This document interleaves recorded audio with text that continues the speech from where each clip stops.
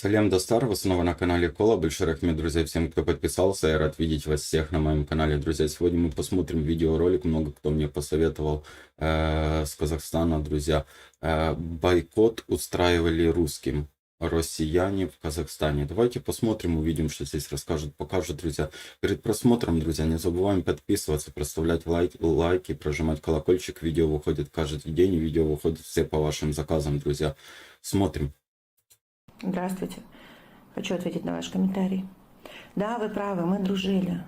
Но это не отменяет того факта, что казахи были ущемляемым народом. Помню, переехала в новый район КСК и пошла в школу в 5 классе, 22-я школа. У нас на весь класс была одна девочка-казашка, Айгуля. Очень красивая, очень тихая, скромная девчонка. В принципе, я ее не замечала до того момента, пока ей весь класс не объявил бойкот.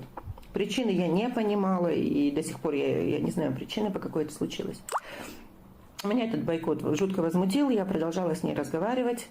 В итоге под бойкот попали мы обе.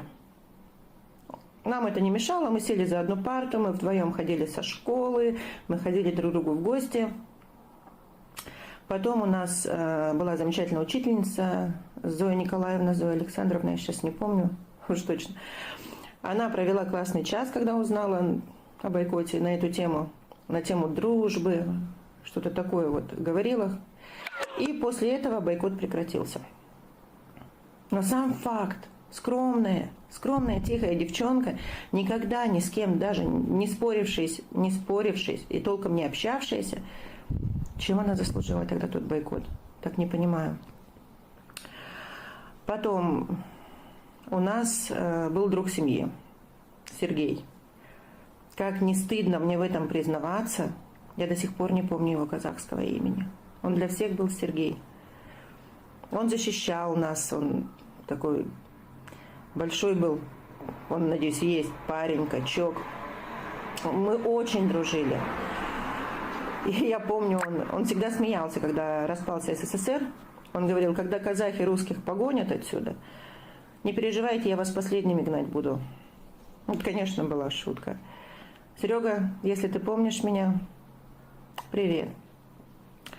Поэтому да, дружить мы дружили, но это не отменяет того факта, что казахов всегда прищемляли.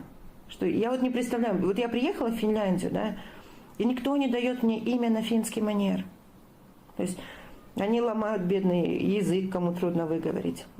Также имена моих детей, да. Этого нет.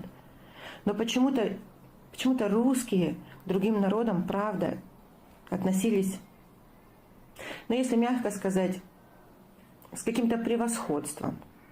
А ведь на самом деле никакого превосходства нет. И самое главное, чтобы сейчас мы все это понимали. Дело не в национальности. Да? Не национальность определяет человека. Дело в том, какие мы. Давайте дружить. Люблю Казахстан. Всем привет.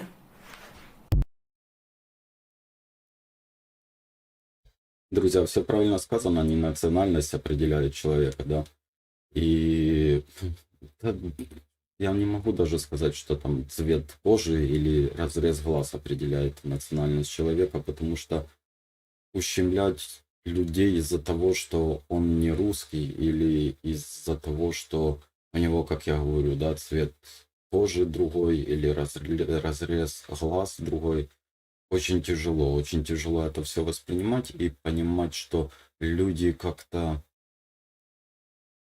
озлоблено, да, но это такое, друзья, это не то, что воспитание, может, воспитание родителей и нормально идут, но вот когда ты выходишь уже в эту жизнь, когда ты видишь других людей, других, как, ну, других людей, другое мышление, и ты слушаешь их и начинаешь учиться уже у них что-то брать. И ты же не хочешь быть таким же изгоем, например, как эта девушка. И ты идешь под влияние тех людей, которые ведут себя, можно сказать, плохо, да, к людям.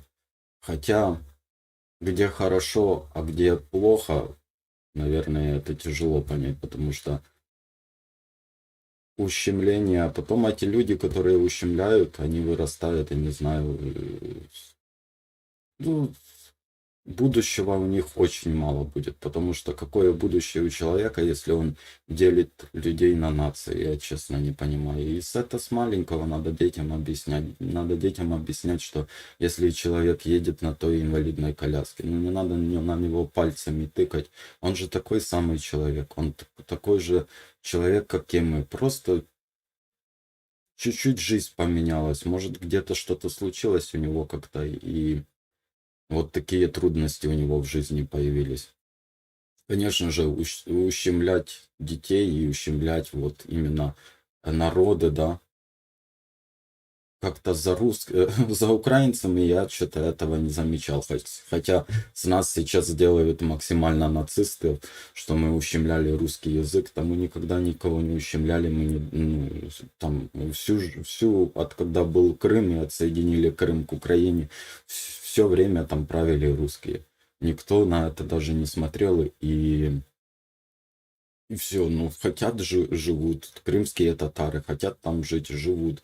У нас такого не было в Украине. Ну, а почему-то вот русский народ, он всегда пытается показать свое какое-то превосходство, какое-то вот, что мы сверхнация, мы стоим выше всех, выше других людей, выше вас, потому что вы считаетесь никто. И это печально, за этим печально наблюдать, когда люди не могут найти общий язык, когда мы все одинаковы. Максимально. Я даже сейчас вот иногда задаюсь вопросом, ну что Украина сделала плохого россиянам? Ну никогда она ничего плохого не делала. Вот никогда она плохого ничего не делала. И все равно нас как-то пытаются ущемить. Ну сейчас это геноцид народа идет. Максимально хотят убрать украинский народ, потому что украинский народ, можно сказать, русские боятся, потому что они увидели, кто на самом деле есть свободу, кто любит, да.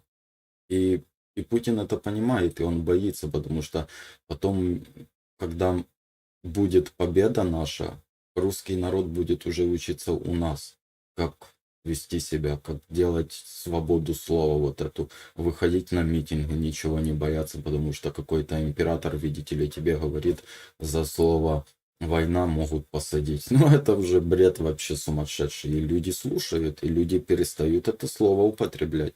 Потому что если он сказал «военная операция», так вы все идете, русские, вы все за этим царем идете как стадо баранов просто максимально. Вот так, друзья. Не знаю, это мое лично сугубо мнение. Обязательно напишите в комментариях, что вы думаете по этому поводу, друзья. Не забываем подписываться, проставлять лайки, прожимать колокольчик. Видео выходит каждый день. Видео выходят все по вашим заказам, друзья. Алга Казахстан, слава Украине. Берегите себя. До встречи.